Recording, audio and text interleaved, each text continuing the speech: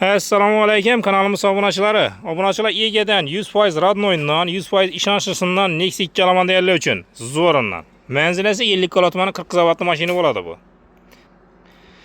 Yilini yilidan bo'lsak 2008 yil ekan bu. Kraskisi ham yana 100% javob dedi mashina tekshirib olaverasizlar. Kanalda do'stlar obuna bo'lamiz, bir like deb bosamiz. Shunda Nexia 2 ni zo'rindan olaman degan do'stlarga videoni tashlab qo'yamiz. Hem radnoy, bo'lollar tozayna. Mashina zeng ham tushgan emas, zeng ham ishlangan emas. Şimdi işanslı maşinlarda aynı. Nexia 2 zo'ri. Yurgani 77.793 yurgan ekan. O'zini haqiqiy yurgani. Metallari bor. Salonlarni ko'rib turibsizlar yana akkuratni.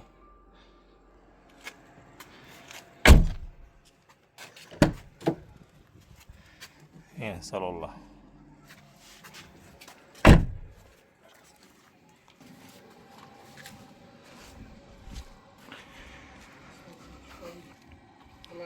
Yine obunachilar mashinani ko'rib turibsizlar. Ajoyib holati.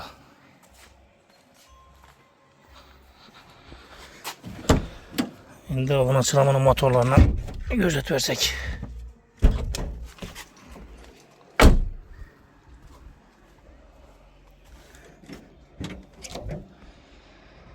Motorlar.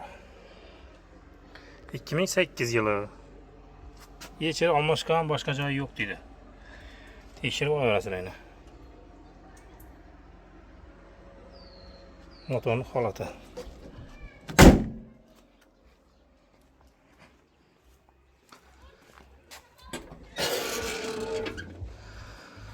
Metallari joyida yana. Zapaska ham joyida. Zeng-peng tushgan emas.